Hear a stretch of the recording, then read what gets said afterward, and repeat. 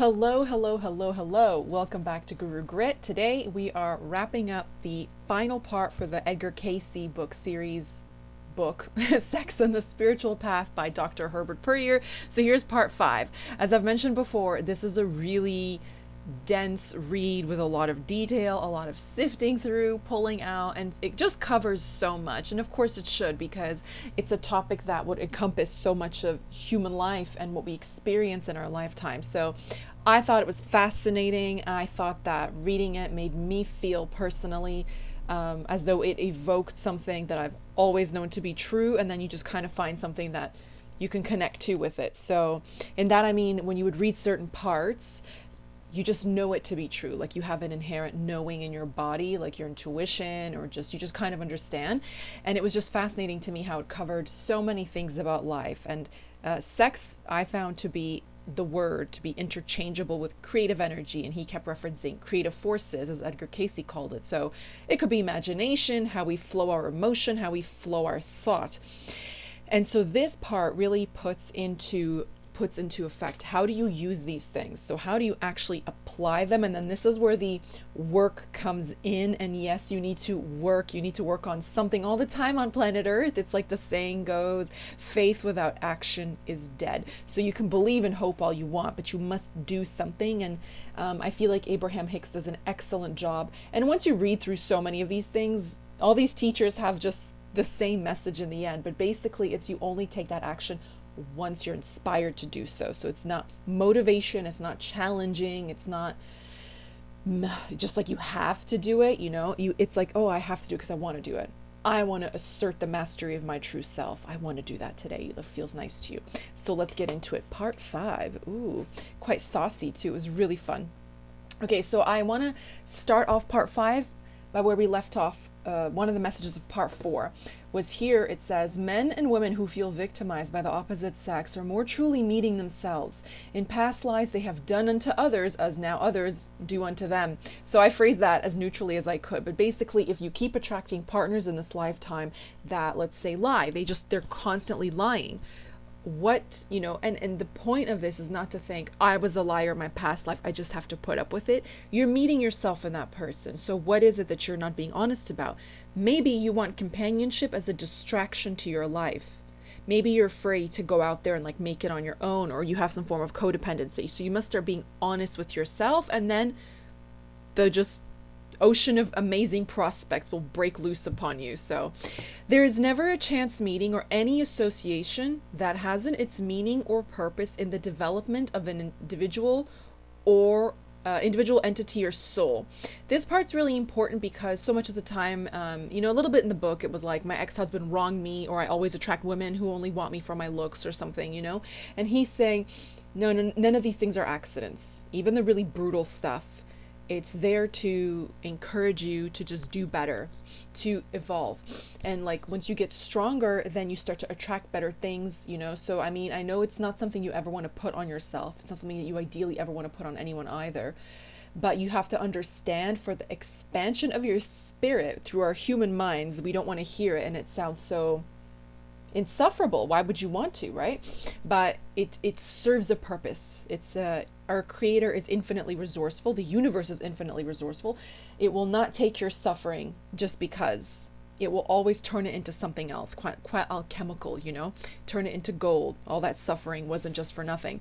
So here, that's where we left off. So now that you're understanding this and these sort of karmic patterns, it will come in handy when we discuss people who are looking for a partner. So in Sex and Society, the essence of these instructions is that there's only one force, which is God, but we, using this force, may bring undesirable expressions of it into materialized form. So undesirable expressions. So being heartbroken, being treated badly. So basically, it's interesting to me when you're like interested in the occult and you start learning, people are like, okay, this is the good side, this is the bad side, and they're the opposite things on the same spectrum. It's like, that's not possible. You must be misusing your morning supplements or something, because God has no equal. To say that God has an opposite means God has an equal. God has no equal.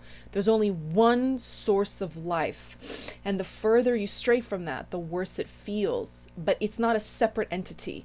It's a misuse of creative energy. It's a misuse of creative energy. That's all it is. It's a misuse of creative force, which again is thought, speech, deed, feeling, all of those things. So basically, you can use that source in any way you want, and we'll discuss that when we get to free will. So there's nothing out there attacking you. Actually, I've spent the past 2 weeks obsessed with interviews with Catholic priests who know how to perform the rite for exorcisms. And there just seems to be this one little thing that's kind of missing, but not really. And it's, they even say that you invite it in. Possession is invited in. Either you're too involved in religion to the point that you fearmonger yourself, or you're not at all. But there has to be an extreme of sorts. But the overlying message is that no one can mistreat you without you letting them. Even if it's unconscious, even if you think, but I'm a nice person, why would someone do that to me? And it's always the people who say I'm a nice guy that are usually not they're very transactional. So in that sense, it's like no one can mistreat you unless you let them. But once you know that you're doing it, it's not unconscious anymore. It becomes a choice. It becomes a habit. So these things can turn into undesirable expressions, as it said, in terms of mistreatment, dishonesty, deception. But when you're awake, now you know, hey, I don't care who you are. I don't care how popular, how much money you have, where you come from, who loves you, your accolades. When you speak to me like the lady that I am. And if you cannot do that, we will not have this conversation. You just terminate the conversation. So that's basically the essence of it. But you don't have to express that overtly. You basically do it energetically in your mind's eye, and that person just falls out of your perception.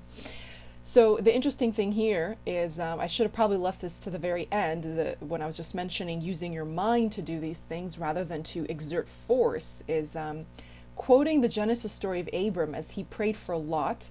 The Cayce source says that many a city, many a nation has in fact been saved from destruction by the prayers of a few.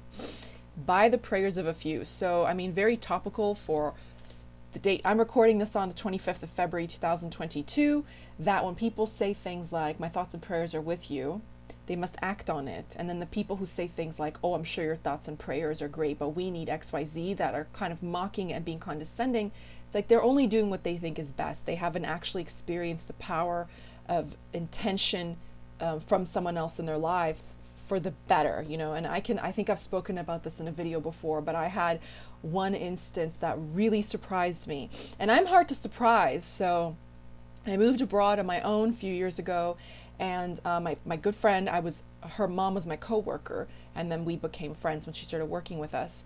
And so her mother is a very religious woman. I wasn't really aware until after I left that job. And her mother's very fond of me. She's a very, very lovely lady. And I was sleeping across the ocean in another country. And there's a vast time difference, of course, 5-6 hours.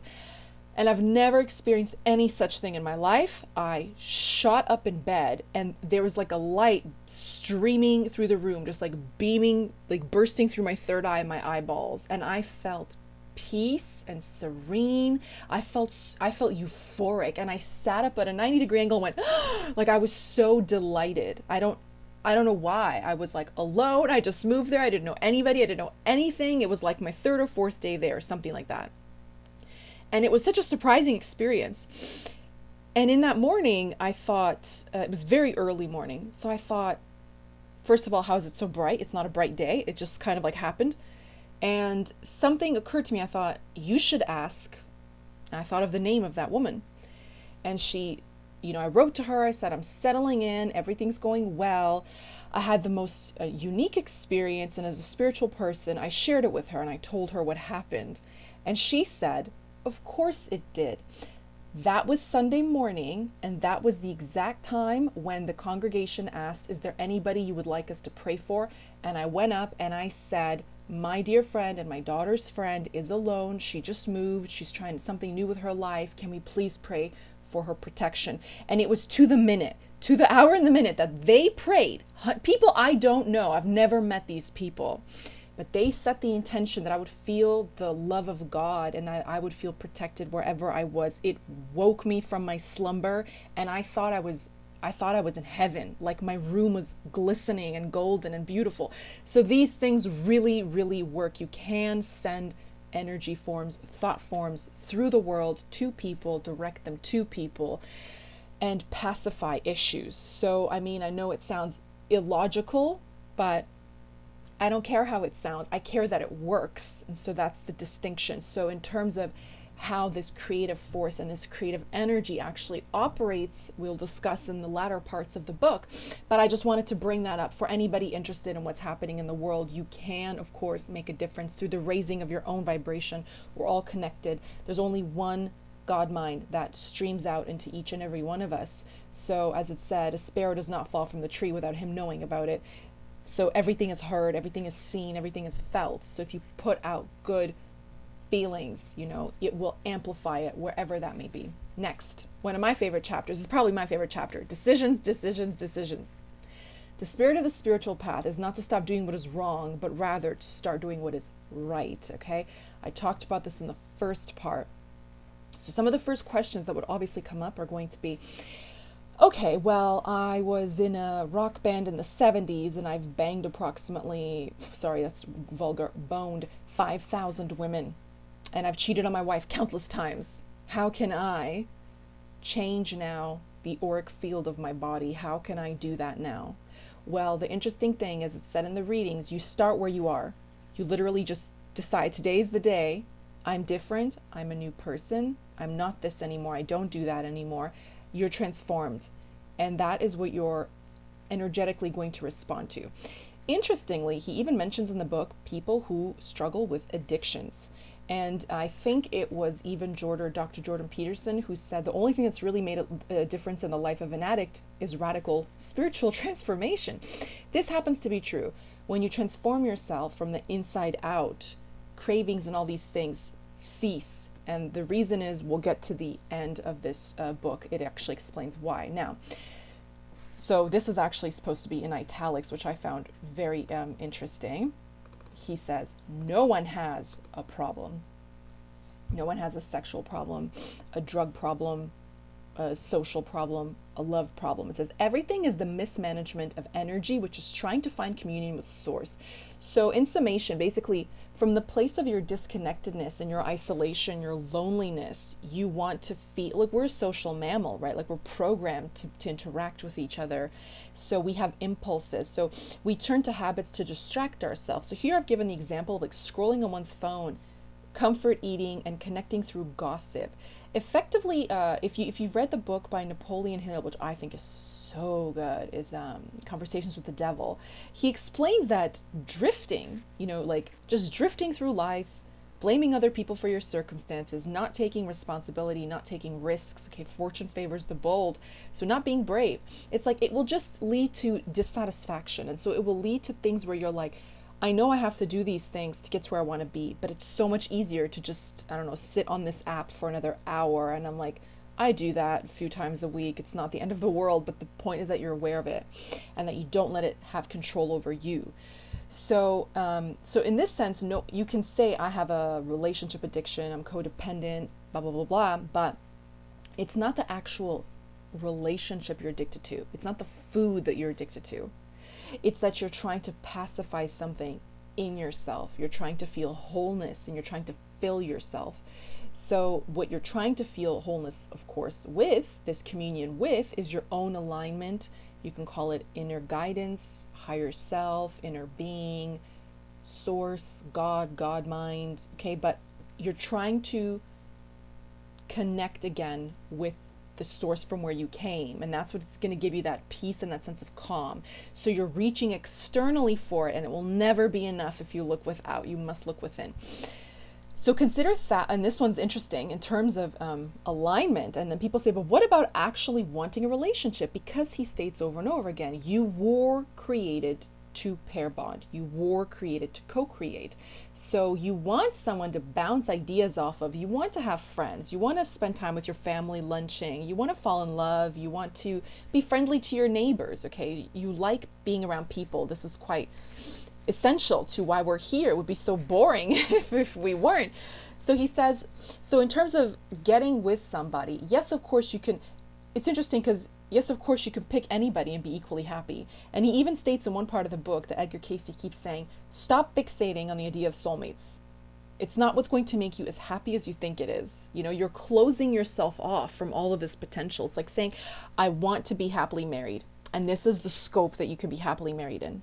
And then you say to this famous pop star, rock star, whatever, and then you've taken all the potential that God could have brought to you to be happily married and just gone like this and narrowed it to something the size of a golf ball. It's like, oh, it's so hard to squeeze that criteria in there. So this is a little bit off topic because it's more of like a Neville Goddard teaching, but I will say it here.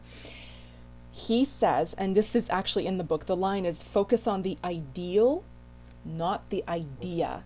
So Neville Goddard says, let's take, he uses the example, he gives this exercise where a woman plays with a ring.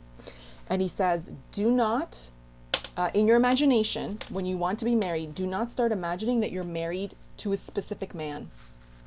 Don't do that. So I know, let's say, I don't know, who's a hunk? Whatever, one of the Spider-Men or something, one of the Marvel people. Don't start looking at that movie poster trying to manifest that person. That's an idea. You have to get the ideal. The ideal is how you feel as a married person. So the exercise, he says, is usually in the Western world, the third finger, a woman will wear a wedding ring. So I want you to get into a relaxed state, whether you're a man or a woman, doesn't matter. You get into a relaxed state and you imagine that you're now fiddling with this ring. You don't actually put one on there. You just kind of, well, I always fiddle with rings, but he says in your imagination, you now start to feel it until it becomes real. So it can be your ideal engagement ring, wedding ring, whatever. Okay, but wedding ring, because you're married, you're not engaged. You've gone straight to the marriage. And then you have to be proud of the person who put it there. He says you're proud of the one who put it there, but there's no face, there's no name. It's not one of the, One Direction. It's not one of the Spice Girls, whatever, okay? You're just the feeling. It's just the feeling that you're married and you're proud of the person who put it there. That's the ideal. So if we focus on the ideal, we will attract to us the perfect partner. And here it gets a little bit more stringent because he says in the Edgar Cayce teachings, because basically if you were just focusing on the actual person, it's not that it won't work. It's that it could just exhaust you and it's not even worth it. You'll be missing out on something better. But if you just focus on the feeling, chances are that person will just come into your life, but you're doing it the hard way around. It's not necessary because you have an issue with trust. You think you can't trust the universe to do what it knows how to do. And I'm a gold medalist in that. So here it says, consider thousands of millions of years spent incarnating here. This means my wording, cannot simply find a good partner.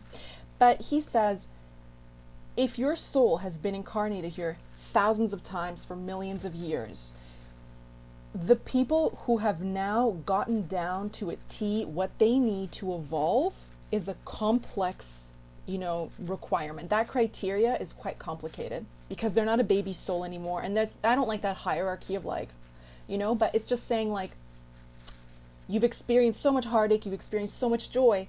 Now what do you want to experience? Co-creating with someone, or do you want to be a powerful co-creator and attract someone who has zero interest to challenge yourself, So you're going to start attracting more and more specific people. So he says people who tend to incarnate a lot or have incarnated a lot tend to struggle with finding a good partner because they can meet a really good woman, a very nice lady, a good-hearted woman.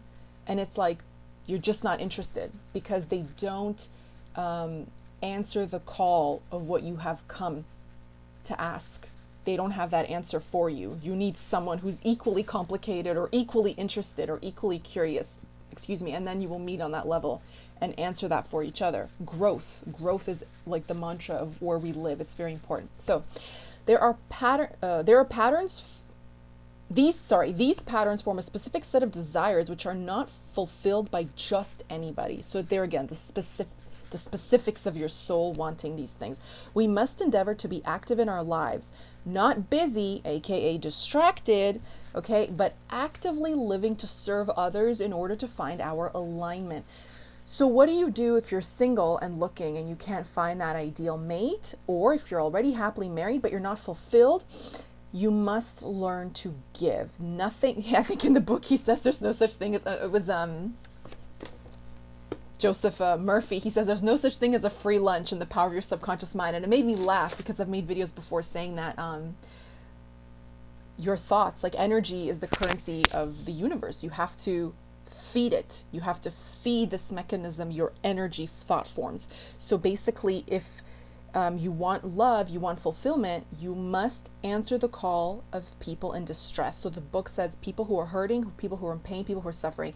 You must take your neighbor as yourself. You must take your partner as yourself. You take them in yourself as a part of you. You would not reasonably, logically, of sound mind, cause harm to yourself. So if you see someone hurting in the street, you run to their rescue. So the interesting thing is, like, you have to do that, but mind your business at the same time. You must just be there to support and not ask, like, in a, prying manner. Like, why are you crying? Who was it? You just hand them a tissue, you give them a hug, a pat on the shoulder, and something comforting to drink, So we basically must endeavor to be active in our lives in a spiritual sense. So not to be distracted by busyness. In the culture where I live in the West, it's so glamorized to be busy, and I don't have time for myself, and I don't have time for my love life, so I'm going to be productively worrying, and I'm guilty, which means I'm a good person because I know I'm not doing the right thing. It's like, just chill. Like, everybody chill, It's all right. You have to be busy in the inner sense. Like, you must be active in asking, what do you want from me? And how can I serve the world today? How can I serve my neighbor? How can I serve my friends, my family? Okay, so this is what's going to bring love into our lives, is just taking our love and sharing it into the world. But notice that it's not a romantic sense. I'm not telling you to get on an app and date everybody who asks you out. You give love where love needs to be given, okay? You feed a stray cat. You pay for someone's coffee if they can't afford it. If you just win the lottery, you pay off someone's medical debt, okay? The will of God. This one's quite interesting because everybody thinks on par with drifting and the misuse of creative energy. If God had a purpose for me, he would tell me, right? So here it says, the will of God is not for us to be confined to a narrow and restrictive law in giving us free will. God wished us to be co-creators with him, to be truly free. Making choices in accordance to his will always moves us to greater freedom. So if he wanted us to co-create and we're making choices in accordance with his will, it means that we're responsible for ourselves. So this part is very interesting to me. And my life really started to feel better. Like, I was by default, I'm an energetic, happy person. I have a big desire for life. I have an appetite for life. So, but I started to feel more settled and content when I realized this principle. He says, people who we regard as truly successful have already learned this lesson. Succeeding generally involves doing what needs to be done, not what you want to do, what you must do. Those who are willing to do what needs to be done when it needs to be done have in turn tended to reap the rewards of this pattern: greater financial success, freedom from within their jobs, and opportunities for creative expression. So basically, if let's say you want to be happily married, you want to win $1 million, you want to have a nice car, you want to move to another country, you have to take, like I said, faith without action is dead. You must take this discipline in yourself. So you must ask the question, what do I want? You have to make those lists. You have to read those books. You have to wake up at a certain time. And you think maybe 10, 15 minutes a day of inner reflection or inner discipline, not being distracted by technology or like just surface level interactions, inconsequential conversations. It's like, it's just an hour, it's just 2 hours, it's just another day. Those things will avalanche, and before you know it, it'll be 10 years and you're nowhere closer to where you want it to be.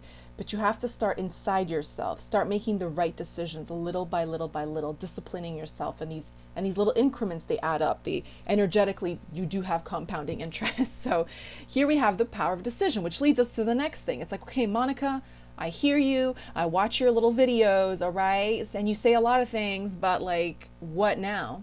I'm willing to do the work, but what do I do? So I found in my life, knowing what you want is pretty, doesn't come easily to everyone. So here in the power of decision, I've quoted Abraham where they said one time, make a decision and let that decision be your decision. This has saved me countless times since I've heard it. I've, like, I don't know, say you want to learn a hobby and you're not sure, you have a choice of 5. Flip a coin. I don't care what you do, but pick one. Make a list, feel your intuition, and then pick one. And then in the future, if you're not really sure about it, you said, no, that was my decision and I'm sticking to my decision.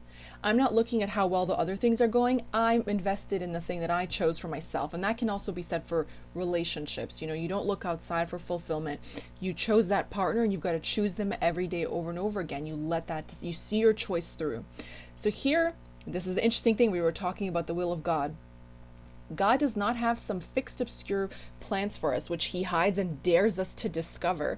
The first step in choosing is, in fact, to decide. So very rarely, unless you will it that way yourself, because human will is the most powerful thing ever, lightning isn't going to strike and hit a billboard as you're walking down the street and it's going to say, hey, Jackie, go to teacher's college, or John, you should be a mechanic. You know, you have to just pick the thing. So the way that you do that is what to pick and how. Meditate. So it gives instructions on to speaking to your subconscious mind to listen for answers. You can ask a question literally on any matter whatsoever. And in the book, Power of Your Subconscious Mind, I've made videos about before, you know, he says, before you go to sleep, if you don't know what you want to do for a living, you say to yourself, as you're falling asleep over and over again, the infinite intelligence of my subconscious mind reveals to me my true place in life. And then that should give you, and there's a whole section on dream interpretation as well. So you can do that, look it up, see what it means, and ask clearly. Maybe the next night say, just give me a yes or no, you know, and be clear. Be clear. And then you could say, what did that dream mean? Speak to people and it will show itself to you. So I said here, dream interpretation is powerful and it can aid us mentally, physically, spiritually, financially, emotionally, romantically, all the things. So free will does dominate. Actually, it surpasses hereditary influence in our environments. The argument against free will is an argument against individual responsibility, and the argument for free will is the argument for greater responsibility, choices, actions. So basically, with great power comes great responsibility. So the more that you are willing to do this work and be disciplined, discipline is really important. I think, see, our collective emphasis on an unchecked personal freedoms increases the rebellious spirit, which leads us to greater imprisonment rather than true freedom. You can learn obedience by the things you suffer. Either you are in control of your impulses or they're in control of you. But you're thinking, no, I'm free. I have no responsibility. I do what I want, when I want. I sleep in. That's like your impulses controlling you. You must find a way in the midst of responsibility to still reap the rewards of joy. That's when you're truly disciplined. And then that's kind of how you like level up karmically. And speaking of karma, as I was saying, when we assume responsibilities over our lives and ourselves, we widen the scope of what is possible for us. We do the work. We are responsible for our choices of our sexual behavior in respect to both what and with whom. No matter how high the attraction or strong the impulse, we can override it and choose not to engage in the act, or engage in the act on our own terms, which is beneficial to both parties. So this is really interesting because so much of the time when there's dramatic events in relationships, people were like, I got lost in the moment, I didn't mean for that to happen. It's like, what you're really saying is you just don't have control over yourself. And I don't care if it was one time. At the end of the day, I don't want to be with someone. Like, to me, that's the equivalent of not being able to turn down something petty, like a bonbon. It's like you can't say no to like a Tic Tac. That's the same energy. Is you're unable to what they call resisting temptation, but it's not, because temptation's never external. It's coming from you. So if you cannot control what you're attracting, then really you need to reevaluate, you know, should I even be in a relationship? And if it happens to you, then you should ask, why would I want to be in a relationship with someone who can't just, I mean, spiritually, it's like a very simple task, you know, but I can understand it. It's like a muscle that hasn't been flexed. It's very weak. So you have to work. And like, I've joined a gym like a bunch of times in my life, and the first month is always the most brutal, like that adjustment period. Everything hurts all the time. You start to get headaches, and I can't take it. But by month 3, you catch that high, and you just don't feel right if you don't go. So, this is the same thing with impulse control and spiritual discipline. You've got to have spiritual hygiene as a human being. I don't care if you're religious. I don't care if you are atheist. I don't care if you're spiritual. I don't care what you call yourself. But you have to keep your mind pure and your intention clean, that you do unto others as you would have them do unto you. That you reflect and you ask yourself, is this the best course of action, and why? Because the book highlights a lot is if you only do things that benefit you, you don't really get anywhere in life. Energetically, you'll just sort of like loop around forever. And then the next lifetime, you might have to learn a little bit of a harder lesson. So if you say no now to something, in the long term, it benefits you so much more. So let's say discipline, not sure what to do, ask, pray, the divine would have you do, then listen and act on it. And then I mentioned again why discipline is important for true freedom. So here I've had, the last part is karma and suffering. To feel karma is punishing you gives cause for you to be punished. So karma is what's known as, like in the book he says a few times, it's like begets like, or as Abraham says, that which is like unto itself is drawn. And Bashar, one of my favorites, through Daryl Anka, has said karma is just a reflection. It's just a reflector. Nothing is hurting you unless you think of it that way. So when I look at birth charts and I see you have a lot of karma with your parents, if you're like, that's right, they're so mean to me, it's like, well, you've just added another day they're going to be mean to you. If you said, great, I can see how that was valuable to me in a previous incarnation, but in this lifetime, I'm not interested in that. I'm not going there. And I'm going to take the lessons from that to make sure that I'm the best parent that I could be, and I'm going to thank them. I don't have to love them. I don't have to like them. I have to spend time with them. I have to respect them. But it says, honor thy father and thy mother. Honor. Say, thank you. You taught me this lesson. You say it in yourself. I appreciate it. Now I know what I want, and I also know what I don't want. Peace out. Okay, so karma is like that. You reap what you sow. So if you think that you can't find the perfect person, that's exactly what's going to happen. If you think you're not worthy, that's exactly what you're going to get. If you think that everybody sucks, you're going to meet people who suck, and so forth, okay? Karma as a law cannot be changed. It's fixed. That's it. What you put in, you get back. You just get more of what you think, what you are, and what you do, and so on. So example, thinking and living like a victim is going to attract bullies to you. But what can override that is a state of grace.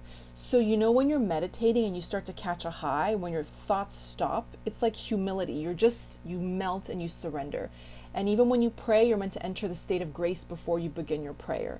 So that's spiritual hygiene. That's just spiritual hygiene. If you're not a believer in anything, before you go outside and throw a baseball and play with your kids, you shake off that bad mood. You don't bring that home with you from work. You're entering a state of grace. Okay, spending time with my children is sacred to me. Spending time with my pets is sacred to me. I don't want that to rub off on them.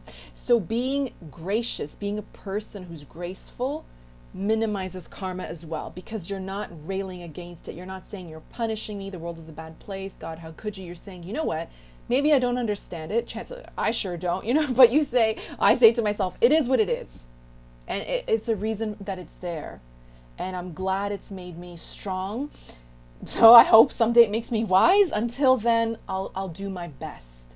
And I'm here now, and I do what I can with what I have, and I can only ever try my best. That's exactly what I do. That's grace. And so when you're graceful, all those karmic lessons, they just minimize. You stop thinking about them. You give it no thought, you starve it out, and it dies and it leaves you alone. So lastly, I just included one sentence that made me laugh. I read through the appendix, everything that was in there, and it was probably like more fascinating than the whole of the book. I just loved it. But one woman specifically asked if diet affects our ability to manifest. Of course, if you've watched the other parts, you'll know that he mentions a lot about food and our endocrine system having a direct effect on our chakras. He calls them our energy centers. So this is why, endocrine disruptors like perfumes, scented lotions, scented candles, all those things are big no-nos. Hormonal birth control, big no-no, because it disrupts all those things, which means you don't manifest as well. But if you're conscious, of course, your will can override that. But I'm saying most people are not, right? So she asked about diet. He said, yes, of course. He said, all meats are taboo. So Edgar Cayce even says, just don't eat animals. He says save fowl or fish. Occasionally fowl or fish is okay. And he really likes citrus fruit juices. He likes whole wheats, barleys, and things like that. Okay, barley. So if you're interested in changing up your diet, then go juice a grapefruit and steam some tilapia for dinner. Thank you for being here. This concludes Sex and the Spiritual Path. I hope it's been helpful to you.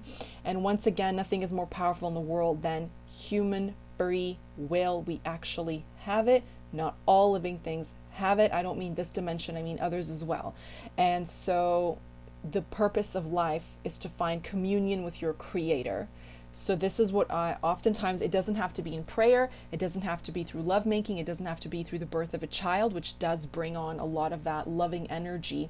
And actually, side note, I was always, like, as an astrologer, I'm always curious, when the soul enters the body, because I've always thought and believed it was when the child is born. That's when you kickstart the ascendant. Is very important. And that's why the room floods with that euphoric feeling when a baby's born, because something pure from heaven just entered the physical. And he said sometimes, depending on the birth, it can be like up to 1 hour before the child is fully passed through the birth canal. And sometimes, again, depending on the birth, depending on the state of the baby, if it's breathing, if it had an emergency, it can be several hours after. So that got me thinking, oh my God, think of all the inaccurate birth times. Everybody get their chart rectified.